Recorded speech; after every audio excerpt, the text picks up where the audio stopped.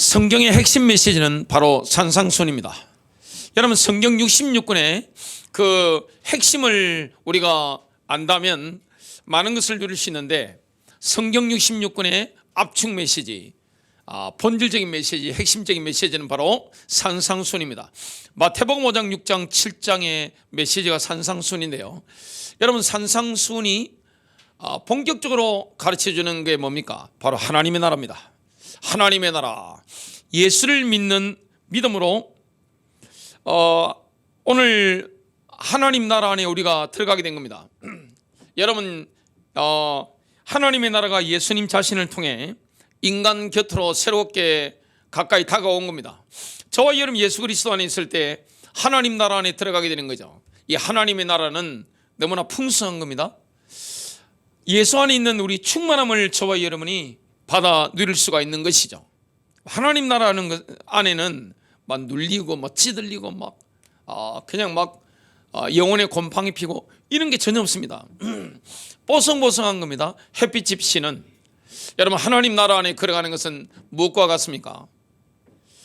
능선을 걷는 것과 같습니다. 산에 보면 골짜기 걷고 능선이 쫙 있죠. 햇빛이 비치고 바람이 부는데 그 좋은 냄새를 맡으면서 저와 여러분이 걸어가는 겁니다. 일평생 어둠이 없는 겁니다. 완전히 승리하는 인생을 살아가게 되는 겁니다. 예수의 생명으로 충만한 인생, 하나님의 생명으로 충만한 인생을 저와 여러분이 살아가는 것, 이것은 바로 하나님의 은혜입니다. 첫 번째입니다. 예수님께서는 하나님의 킹덤에 들어간 사람들에게 율법을 존중하라, 이 말씀을 하십니다. 왜 그렇게 하셨을까요? 여러분, 지금 예수님의 눈앞에 제자들이 쫙 있습니다. 어마어마한 사람들이 있는데 그들에게 어떤 메시지를 합니까? 마태복음 5장 17절 18절, 내가 율법이나 선지자를 폐하러 온 줄로 생각하지 말라. 폐하러 온 것이 아니요 완전하게 하려 함이라. 진실로 너희에게 이르노니 천지가 없어지기 전에는 율법의 1.1획도 결코 없어지지 아니하고 다 이루리라. 지금 예수님을 깨워싸고 있는 사람들, 어떤 사람들입니까? 평범한 사람들이죠. 하나님 나라 안에 들어와서 혁명적인 변화를 경험한 사람들이죠. 그동안 어떻게 살았습니까? 이 종교적인 율법의 압박, 여기에 꽉 눌려 살다가 하나님의 나라가 뭔지 깨달은 겁니다. 복음을 전해보면 많은 분들이 교회 생활하면서 찌들려서 막 살아가다가 하나님의 은혜를 딱 받고 나면 어떻게 되느냐? 자유하죠. 사람이 굉장히 자유하게 됩니다. 완전히 눌려있다가 자신감을 얻게 되는 겁니다. 해방을 누리게 되는 거죠.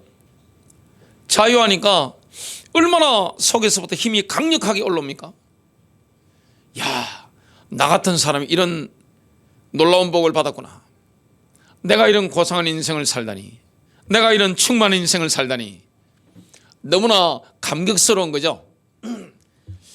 그러니까 지금 예수를 믿는 믿음을 통해 하나님 나라 안에 들어온 사람들, 예수님 주변에 막 에워싸고 있는 사람들을 볼 때는 그 예수님이 하시는 메시지가 혁신적으로 들리다 보니까 기성질서를 다 때려 부수는 것처럼 보이는 겁니다. 그것도 그럴 수 있는 게, 예수님을 따라다니는 사람들이 보면 주류 세력이 아닙니다. 완전히 아웃사이더인데 종교적인 핵심을 깨뜨려 버리는 거죠. 영적인 혁명 세력과 그렇게 비슷했습니다. 그들 출신 성분을 보면 일단 예수님의 제자들이 거의 20대죠. 다 청년들입니다. 예수님도 30대 초반의 청년이고 제자들도 거의 20대 이런 인물이고, 사도 요한 같은 인물은 10대 후반, 나이를 아무리 많이 잡아도 20대 초반이라고 합니다. 그러니까 청년들이 일으킨 운동이 예수 운동이죠. 그것도 어디입니까? 갈릴리 지방에서. 예루살렘이 아니라 갈릴리 지방에서 일어나고 하는 운동이 엄청난 변혁을 일으키는 거죠. 그리고 예수님과 함께 했던 제자들, 열심당 시몬 비롯해서 시몬 베드로도 열심당과 커넥션이 있는 겁니다. 열심당이 뭡니까? 우리 일제시대도 한다면 한반도에서 누굽니까? 안중근 의사 생각하면 됩니다. 김구 생각하면 됩니다. 그런 성향들이 예수님 주변에 쫙 포진해 있는 겁니다. 그리고 예수님 주변에는 기독권 세력과 커넥션이 있는 요한 같은 인물도 있는 겁니다. 그리고 예수님의 제자들의 스펙트럼은 어떻습니까? 대한민국으로 친다면 국민의 민주당, 정의당 할 것 없이 스펙트럼이 다 있는 거죠. 정치적인 스펙트럼이 예수님의 제자들에게는 쫙 다 있는 겁니다. 하나님 나라가 이만큼 포괄적인 겁니다. 그리고 주로 20대다 보니까 그들이 가는 곳마다 귀신들이 막 떠나가고 질병이 막 떠나가면서 충만함을 경험하게 되는 거죠. 이전에 막 눌려 살고 제 가운데 살고 이랬던 사람들이 자유함을 누리면서 눈을 뜨고 회복되니까 얼마나 마음에 힘이 막 솟습니까? 그들의 얼굴을 보면 막 빛이 막 충만한 거죠. 얼굴에 막 눈도 막 빛이 번쩍번쩍 하는 거죠. 요즘 새집 사가지고 오늘 딸기 사오신 우리 집사님 가정도 보니까 요즘 얼굴에 힘이 번쩍번쩍 나시는 걸 제가 봤습니다. 그렇게 새집에 들어가시려고 아파트 들어가시고 그렇게 하시는데 얼마나 기분이 좋습니까? 저도 그 얼굴을 보는 게 저도 기분이 좋습니다. 제자들이 경험했던 하나님의 나라는 그 정도가 아닙니다. 완전히 신세계를 경험하는 거죠. 그러니까 기성질서를 갖다 다 때려 부수는 것처럼 보이는 겁니다. 따랐던 제자들의 성향도 그렇고 주변에 둘러싸고 있는 사람들도 주류 세력이 아닌 거예요. 완전히 세상의 아웃사이더 평범한 사람들이 막 치고 올라온 거죠. 그러니까 기성 종교 질서가 완전히 혁명적으로 뒤집어지는 듯한 그런 느낌, 그런 걸 광경을 접하게 된 거죠. 그때 예수님께서 뭘 말씀했습니까? 율법을 존중하라, 토라를 존중하라. 그 말씀을 지금 하고 있는 겁니다. 여러분, 산상수훈을 이해하려고 하면 구약을 이해해야 됩니다. 여러분, 구약 성경을 옮겨놓은 게 뭡니까? 마태복음, 마가복음, 누가복음, 요한복음입니다. 구약 성경을 그대로 옮겨놓은 게 뭡니까? 바울 서신이요, 베드로 서신이요, 사도 요한의 서신입니다. 선지자들이 그를 완전히 옮겨놓은 게 뭡니까? 그대로 옮겨놓은 듯한 거에 바로 요한계시록입니다. 다니엘서를 그대로 신약에 옮겨놓은 게 바로 요한계시록이죠. 그래서 구약을 이해하면 신약을 이해할 수 있습니다. 구약에 주님께서 이스라엘 백성들을 출애굽시켜가지고 만들려고 하신 게 뭡니까? 특별한 백성이죠. 그게 바로 제사장 나라입니다. 하나님 나라가 뭔지 그 하나님 백성들을 통해 샘플을 보여주는 거죠. 모델 하우스입니다. 하나님 나라 이런 거구나. 그래서 모든 민족이 하나님께 돌아올 수 있도록, 그게 하나님 목적이었습니다. 그리고 지금 제자들이 경험하고 있는 게 뭡니까? 신명기라든지 모세오경에 하나님이 비전으로 보이셨던 그 하나님의 나라가 실현되는 걸 정확하게 보여주고 계신 거죠. 율법의 진정한 의미가 무엇인가, 이걸 주님이 쫙 말씀하신 겁니다. 여러분, 하나님 나라는 율법을 버리는 게 아닙니다. 율법을 완성하는 거예요. 예수께서 오셔서 율법을 성취하는 겁니다. 물론 의식법은 폐지가 됐죠. 예수님은 도덕적 선과 악을 다루실 때 이론으로 시작하지 않았습니다. 저와 여러분이 하나님의 길, 선한 길이죠. 그 길로 가면 행복합니다. 내가 행복합니다. 공동체가 삽니다. 그리고 주변에 있는 모든 사람을 복되게 만듭니다. 여러분, 하나님 나라 안에 들어온 사람은요, 내가 행복하고 주변에 있는 모든 사람을 복되게 하는 겁니다. 제가 여러분을 복되게 하고 있잖아요. 여러분들이 주변에 있는 모든 사람들을 복되게 하고 계시잖아요. 그게 바로 하나님의 나라입니다. 그래서 예수께서 하나님 나라를 설명하실 때 막 이론을 논리적으로 막 이렇게 하신 게 아닙니다. 어디로 들어가신 겁니까? 현실 속으로 들어간 겁니다. 현실에는 뭐가 많죠? 막 분노하죠. 그리고 사람을 멸시하죠. 막 미워하잖아요. 이게 인간의 현실입니다. 그리고 강박적인 정욕에 막 시달리죠. 또 막 약속하면서 막 말장난하죠. 복수하죠. 구타하잖아요. 여러분, 구타가 얼마나 많은지 압니까? 굉장히 많습니다. 포장하고 있을 뿐입니다. 또 고소하는 게 얼마나 많습니까? 안산에도 법원이, 검찰청이 건물이 올라가고 있습니다. 확 부흥하고 있습니다. 감방향 가보세요. 저는 수감은 안 됐습니다만 갈 일은 많습니다. 막 강압하고요. 이런 일들이 얼마나 많습니까? 우리가 현실의 뉴스에서, 드라마에서, 영화에서 늘 접하는 그 이슈들 있죠. 그걸 예수께서 직접 다루신 겁니다. 저는 요즘 뉴스 같은 거 보면서 드라마는 영화 볼 필요 없습니다. 왜냐? 더 재미있어요. 야, 어떻게 이렇게 대한민국 정치를 보면 뭐 사극 볼 필요 없습니다. 야, 너무 이게 막 엄청나니까. 그리고 국제정치 보면 뭐 영화 같은 거 볼 필요 없습니다. 야, 이렇게 음모가 양쪽에서 이렇게 난무하고 있구나. 뭐 그냥 긴장이 막 넘치잖아요. 스릴 넘치고. 그 현장 속으로 예수께서 직접 들어가셔서 하나님 나라가 무엇인지, 이 속에서도 얼마나 우리가 행복하게 아름답게 살 수 있는지, 얼마나 주변에 있는 모든 사람들을, 세상을 복되게 만들 수 있는지, 이걸 주님이 지금 말씀하고 있는 거죠. 사람들은요, 선한 길을 가고 싶어 합니다. 근데 길을 찾지 못하는 거예요. 도둑놈도 사기꾼도 선한 길을 가고 싶어요. 그게 행복한 길이라는 거 알고 있습니다. 그래서 본인은 옆으로 막 가면서 자식 보고는 똑바로 가, 똑바로 가, 그렇게 집집마다 이야기하고 있잖아요.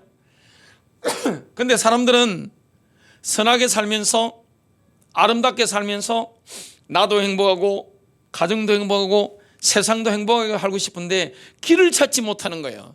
주님이 산상수훈을 통해서 그 길을 정확하게 증거하고 있는 겁니다. 우리는 마음으로는 선을 원하죠. 근데 몸은 악으로 갑니다. 인간의 본성이죠. 어떤 어린아이에게 교회를 다니는 어린아이에게 누가 질문했습니다. 거짓말이 뭐니? 애들 거짓말 잘하거든요. 그러니까 어린아이가 이런 말을 합니다. 거짓말은요, 하나님께서 싫어하시는 것은 맞지만 곤란할 때는 당장 도움이 됩니다. 이 이야기를 한 겁니다. 거짓말 누구나 이렇게 다 하잖아요. 예수님은 천국을 발견하고 그 길대로 사는 사람이 된다는 것이 어떤 것인지를 정확하게 메시지를 지금 풀어주고 계시는 겁니다. 그게 뭡니까? 바로 하나님의 나라입니다. 이 길은 어떤 길입니까? 사랑이 넘치는 거죠. 하나님처럼 사랑이 넘치는 겁니다. 하나님은 원수도 사랑하시죠. 우리 하나님의 사랑이 얼마나 넓습니까? 하나님을 저주한 사람들에게도 햇빛을 거주지 않습니다. 교회를 그렇게 핍박하고 나쁜 짓 한 사람에게도 공기를 줍니다. 신선한 공기를. 제가 청송 교도소를 가봤습니다. 수감된 건 아니고요. 설교를 갔습니다. 청송 교도소 가보세요. 얼마나 공기 좋은지 아십니까? 그 흉악범들에게도 하나님은 좋은 공기를 주십니다. 그 나쁜 사람들에게도 따뜻한 햇빛을 주십니다. 맛있는 음식을 주시는 거예요. 하나님은 그런 분입니다. 우리에게도 그 가슴을 주시는 거예요. 그 은혜를 주시는 거예요. 하나님이 얼마나 넓습니까? 하나님이 얼마나 높습니까? 하나님의 그 사랑은 측량이 안 되잖아요. 청량이 안 됩니다. 그 청량할 수 없는 하나님의 사랑을 보여주는 존재로 사랑의 화신으로 저와 여러분을 복을 주는 겁니다. 어떻게 우리가 이런 인생을 살게 될 것이라 상상해냈겠습니까? 이게 바로 하나님의 나라입니다.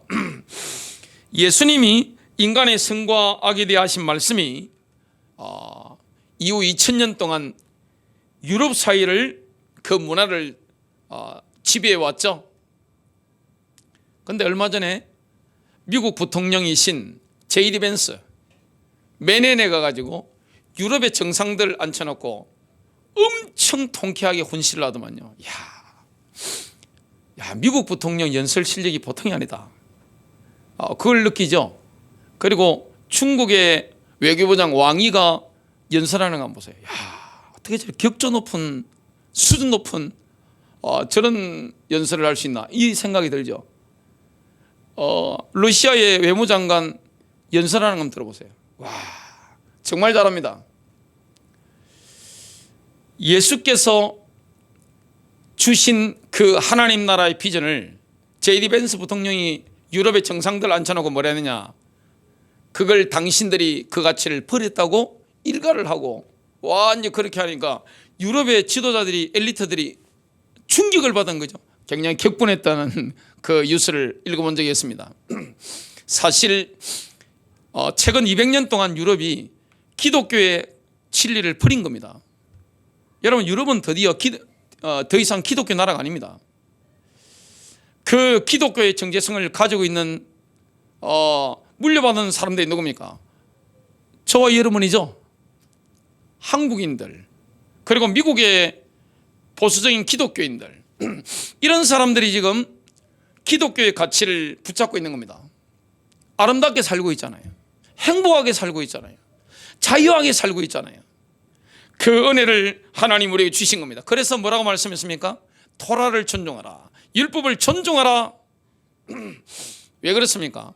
하나님 나라 안에 살아보면, 성령 인도를 받다 보면 율법대로 사라집니다. 율법이 없어진 게 아니에요. 저와 여러분의 삶에 율법이, 하나님 말씀이 그대로 성취되어지는 겁니다. 그게 행복입니다. 두 번째입니다. 산상수는 따로따로 떨어진 말씀들을 한데 모아 편집한 게 아니라 한 편의 설교입니다. 막 저기도 있고 저기도 있고 띄엄띄엄 떨어진 자료들을 모아가지고 짜집기 한 게 아닙니다. 예수님께서 선포하신 한 편의 광화입니다. 근데 현대 한국 교회나 미국 교회에서 강단에서 울려 퍼지기에는 농도가 너무 진한 겁니다. 쉽게 말하면 액기스인 겁니다. 액기스다 보니까 굉장히 농도가 진하죠. 상당히 농도가 진합니다. 지금 하나님 나라를 경험한 흥분된 제자들이 주변에 쫙 있습니다. 그들에게 증거하시는 한 편의 이야기라고 할 수 있죠. 그게 바로 산상수훈입니다. 산상수훈의 주제가 하나님의 나라입니다. 하나의 주제를 가지고 단일한 사고의 흐름을 따라 쫙 전개되는 것이지 조각조각 나눠진 것을 취합한 게 아니에요. 그래서 이 산상수훈을 하나씩 따로 떨어져서 이렇게 하는 것은 오리무중에 빠지는 길이죠. 그러니까 산상수훈을 메시지를 그냥 따로따로 분리해서 본다면 어떻게 되느냐, 수수께끼게 되는 겁니다. 전체 의미를 이해를 할 수 없는 겁니다. 너무 어려워가지고. 사실 알고 보면 한 편의 설교인데, 그러면 주제가 하나님 나라니까 쫙 깨지잖아요. 맥을 쫙 잡잖아요. 그러면 맥 안에서 이렇게 연결되는 거기 때문에 굉장히 쉬운 겁니다. 그래서 산상수훈이 성경의 본문 가운데 가장 중요한 본문 중에 하나입니다. 마태복음 5장, 6장, 7장, 그 다음에 로마서 8장이라든지 이런 본문은요, 성경의 핵심적인 본문이잖아요. 그런데 이 중요한 본문이 하나의 설교라는 것을 보지 못하면 수수께끼게 되는 겁니다. 가장 중요한 본문이 우리에게 수수께끼가 된다? 이게 말이 됩니까? 여러분, 산상순을 하나씩 이렇게 떼놓고 하면 율법이 되어버리는 겁니다. 완전히 율법주의처럼 들려버리니까 얼마나 부담되는 겁니까? 그러면 산상순이 실천이 불가능한 거예요. 여러분, 또각또각 이렇게 나눠가지고 무조건 이렇게 지키라 하면 그걸 누가 지킵니까? 못 지킵니다. 힘든 거죠? 터무니없는 이야기처럼, 야, 예수님 너무 어려운 말씀 하시네. 야, 너무 어렵네. 메시지 너무 어려워. 이렇게 될 수밖에 없는 거죠. 여러분, 성경에 보니까 마태복음 5장 29절 보면 뭐라고 말씀하느냐? 만일 내 오른눈이 채찍게 하거든 뽑아버리라. 남자들 눈 다 뽑히 다니야 됩니다. 지금 여름이 다가오는데 다니다 보면요, 팬티 비싼 거 입고 여자들 돌아다닙니다. 그냥 뭐 다 내놓고 뭐 이렇게 다니는데 눈을 어디에 둘지 이렇게 모릅니다. 살 다 내놓고 다닙니다. 참, 그럼 남자들 눈 다 뽑아야 돼요. 그냥 눈 다 뽑혀가지고 시커먼 선글라스 끼고 이렇게 다니야 됩니다. 자, 만일 오른손이 채찍게 하거든 잘라버리라. 손목에 다 잘라야 돼요. 그냥 잘못하면. 그런 행위는 아무런 변화도 낳지 못하는 겁니다. 진정한 의라는 건 뭡니까? 마음의 문제입니다. 행동의 문제가 아니라 행동 이전에 뭡니까? 마음의 문제를 주님이 짚어주신 거예요. 하나님의 나라가 어디서 시작되는 겁니까? 행동이 문제가 아니에요. 마음입니다. 사랑이에요. 내가 사랑이 없는데 다른 거는 외식이잖아요. 전부 다. 내 마음이 바뀌지 않고 내 안에 사랑이 없는데 손으로 하는 모든 것들 뭐가 되는 겁니까? 그 행위가 변화를 일으키지 못합니다. 그래서 교회 다니면서 이것도 하지 말아야 저것도 하지 말아야 무조건 아빠가 하면 어떻게 되느냐? 집 나가죠. 교회 떠납니다. 야, 나는 안 돼. 나 불가능한 거야. 진짜 이 산상순 설교 듣고 교회 떠난 청년들이 있습니다. 어떤 청년이 군인인데 미국에서 있었던 일입니다. 어머니가 그런 겁니다. 산상순 따기를 보고, 어머니, 나는 도저히 이렇게 못합니다. 교회 떠나버렸어요. 오해한 거죠. 산상순은 그런 새로운 막 사람을 누르는 율법이 아닙니다. 산상순을 예수님이 의도적으로 구성한 한 편의 설교로 이해하지 않으면 어떻게 됩니까? 각 부분이 청중의 관점에 따라 의미가 완전히 달라져 버리는 겁니다. 산상순이 짧잖아요. 마태복음 5장 6장 7장인데 한 편의 설교가 아니라면 듣는 사람의 관점에 따라서 의미가 이렇게도 되고 저렇게도 되고 천차만별이 되어버리는 겁니다. 완전히 오리무중에 빠지고 수수께끼가 되어버리는 거죠.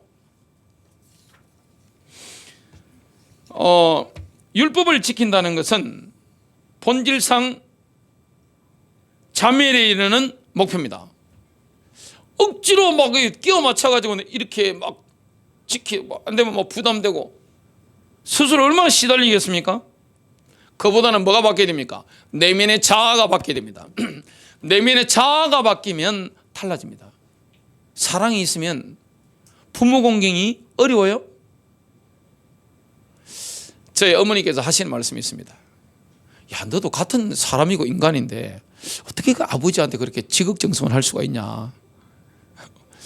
저희 어머니는 아버지 돌아가신 지가 세월이 꽤 흘렀는데도 시원섭섭하시니까 한 번씩 이렇게 생각하시면 가슴이 우라가 막 올라오셔가지고 아유, 나를 이렇게 만든 그 다음부터는 말씀 못 드리겠습니다.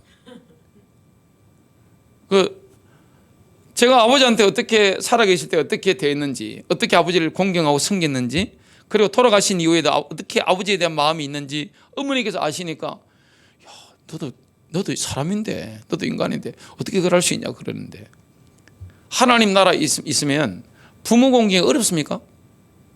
어려운 게 아니에요. 하나님 나라 안에 있으면 어떻게 됩니까? 살인하지 말라, 가늠하지 말라, 도둑질하지 말라, 이게 어렵습니까? 하나님 나라 안에 누리고 있으면 내 이웃의 명예를 실추시키지 말라. 이걸 하는 게 어렵지 않잖아요. 중요한 것은 외면의 행동 이전에 뭡니까? 내적인 자아의 변화입니다. 내 안에서 복장에서부터 하나님의 은혜와 사랑이 흘러나와 버리면 어떻게 되느냐? 모든 게 달라지는 겁니다. 어려운 게 아니에요. 율법을 존중하는 게, 토라를 존중하는 게 힘든 게 아닌 겁니다. 여러분, 이게 안 되면 예수님께서 모세보다 더 가혹한 분이 됩니다. 여러분, 예수님이 그렇게 가혹하십니까? 만일 하나님 나라의 관점이 아니고 산상수훈만 딱 또각또각 나눠가지고 이건 이렇게 해야 돼, 저건 저렇게 해야 돼, 그래 보면 어떻게 되느냐? 이거 십계명보다 더 가혹합니다. 이게 산상수훈이 엄청나게 가혹한 메시지로 들려지는 겁니다. 완전히 눌리는 거죠. 그러면 거룩함이란 갈수록 더 어려운 것이 되는 겁니다. 거룩함이라는 게 어려운 게 아닙니다. 나의 내적인 자아가 변화되어 버리면 어떻게 되느냐? 거룩하는 게 어려운 게 아니에요. 부담되는 게 아닌 겁니다. 완전히 잘못된 생각이죠. 산상순의 목표가 뭡니까? 하나님 나라의 본질을 구체적으로 명확하게 밝힘으로써 사람들로 하여금 이 땅의 삶에 대해 현실성 있는 희망을 품게 하는 겁니다. 하나님 나라가 뭔지 비전을 쫙 보여주는 겁니다. 어려운 게 아니에요. 회개하면 하나님 나라의 삶이 이제 선택 가능한 것이 되는 겁니다. 예수님께서 말씀하신 그 길이 있잖아요. 지극히 선한 길, 그것을 우리가 선택할 수 있는 겁니다. 그런 시대가 된 거죠. 그래서 내가 도저히 지킬 수 없는 것을 예수님께서 막 강압하고 누르고 해서 주는 게 아니에요. 산상수훈이라는 것은 뭡니까? 지금부터 누릴 수 있는 사랑과 능력과 진리와 은혜의 아름다운 삶을 분명하게 보여주는 겁니다. 아름다운 인생을 살아갈 수 있도록 우리에게 청사진을 보여주는 은혜입니다. 이게 바로 산상수훈입니다. 요한복음 1장 17절입니다. 율법은 모세로 말미암아 주어진 것이요 은혜와 진리는 예수 그리스도로 말미암아 온 것이라. 여러분, 산상수훈이 우리에게 은혜로 온 겁니다. 세 번째입니다. 산상수훈의 풍부함과 정밀함을 충분히 이해하려면 예수님을 만물의 창조자로 볼 수 있는 눈이 있어야 됩니다. 우리가 머리로는 예수님을 구주로 인정하죠. 그런데 가슴으로 예수님을 만물의 창조자로 인정하지 않는 경우 굉장히 많습니다. 내 삶 가운데서 내가 뭔가 결정할 때, 내가 뭘 판단할 때, 내가 뭔가 도움을 받을 때 나의 분야에서 나의 최고 권위를 누구로 둡니까? 그때 예수 그리스도를 온 우주의 창조자로 보고 그분의 가르침에 내가 순종하며 따라가야 되는 거죠. 거기에 완전 승리가 있는 거죠. 지금 세상의 그 통념이 뭡니까? 예수님은 거룩하시긴 한데 똑똑하신 분으로는 보지 않는 거죠. 그러니까 중요한 결정을 할 때, 뭔 선택을 할 때 예수님께 묻지 않는 거죠. 예수님 무시하는 겁니다. 삶 속에 하나님 나라가 분명히 임했는데 그러면 살아갈 길에 대해서 누구에게 물어야 됩니까? 우리의 최고의 권위는 누굽니까? 우리의 스승은 누굽니까? 바로 예수 그리스도시요, 바로 성령님이십니다. 그 예수 그리스도께 물어야 되는데 우리가 그렇게 안 한다면 예수님을 그렇게 인정하지 않는 거죠.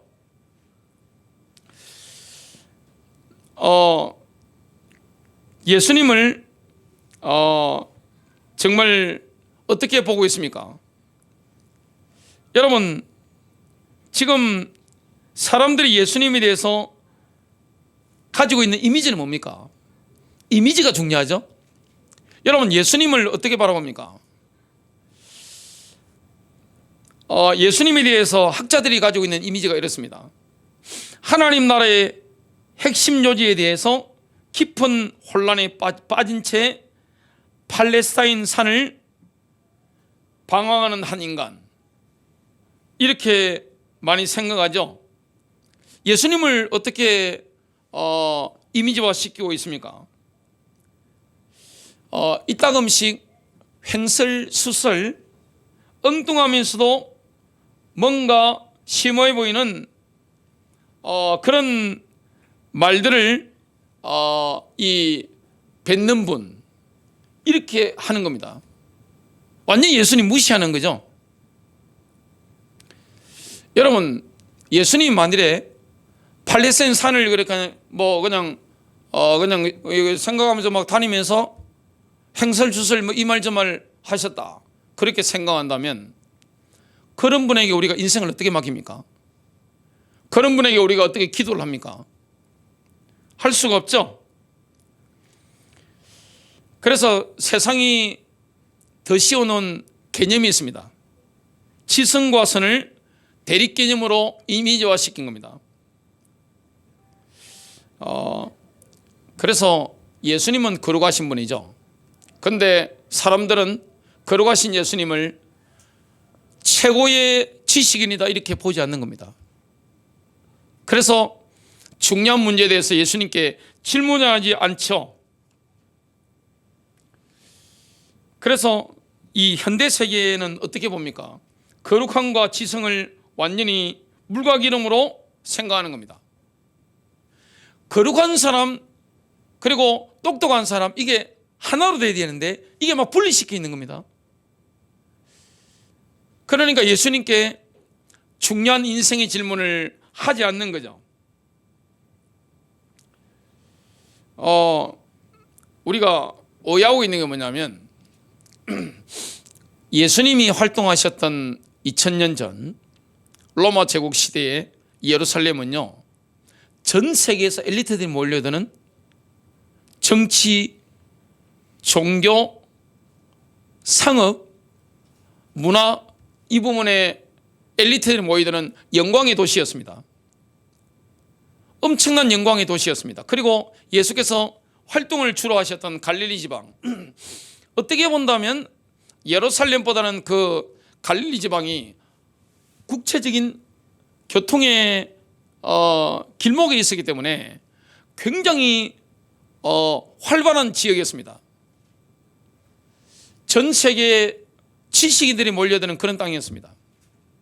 그 예수님이 그냥 막 시골에서 그냥 뭐 이렇게 해가지고 그냥 무식한 걸 가지고 하신 게 아니에요. 그 예수님이 10대 초반만 하더라도 예루살렘에 가셔가지고 세계 최고의 박사들, 석학들, 현자들과 뭐합니까? 대화하시죠. 그 세계 최고의 석학들이 어떻게 합니까? 충격받죠. 와, 청소년인데, 와, 예수님의 그 지성의 깊이, 통찰력, 어마어마한 거죠. 우리가 삶의 길을 물을 때 누구에게 질문해야 됩니까? 예수님께 질문해야 됩니다. 왜냐? 하나님의 나라가 이미 우리 안에 왔습니다. 우리가 하나님 나라에 들어가 있기 때문에 그렇습니다. 저와 이름은 어디에 있든지 하나님은 영이시니 예배하는 자가 영과 진리로 예배할지니라. 하나님은 영이십니다. 하나님은 영이세요. 그래서 여러분들이 어디에 계시든 예수 이름만 부르면 주님을 바로 만날 수 있는 거죠. 하나님 임재를 경험할 수 있는 겁니다. 주님께 물을 수 있는 거죠. 질문할 수 있는 겁니다. 이런 주님을 우리가 따라갑니다. 그래서 예수님에 대한 왜곡된 이미지를 벗어나야 됩니다. 예수님은 거룩하신 분이요, 그리고 예수님은 만물의 창조주십니다. 모르는 게 없습니다. 질문만 하면 그냥 바로바로 답변이 나오는 겁니다.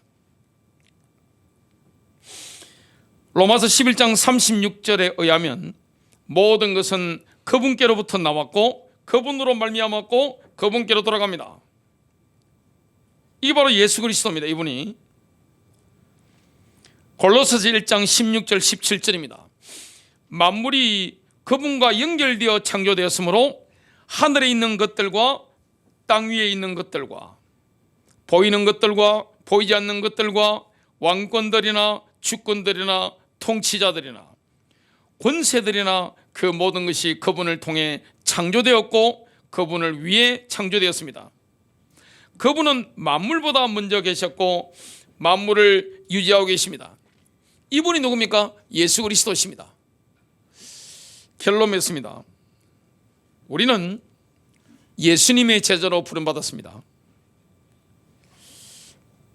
매일 매 순간에 평범한 현실 속에서 하나님 나라 누리는 길을 배우고 있습니다. 그 길에 대해서 청사진을 제공한 게 뭡니까? 바로 산상수훈입니다. 이 산상수훈은요, 구약이 완전히 액기처럼 엉축되어 있는 겁니다. 성경 66권이 완전히 함축되어 있는 겁니다. 어떻게 하면 우리가 행복하게 살아갈 수 있는가? 어떻게 하면 선한 길을 살아가면서 우리의 심령이 행복하고 나와 관계된 모든 사람을 복되게 만들 수 있는가? 길을 정확하게 설명하고 있는 겁니다. 그 은혜가 이미 우리에게 와 있습니다.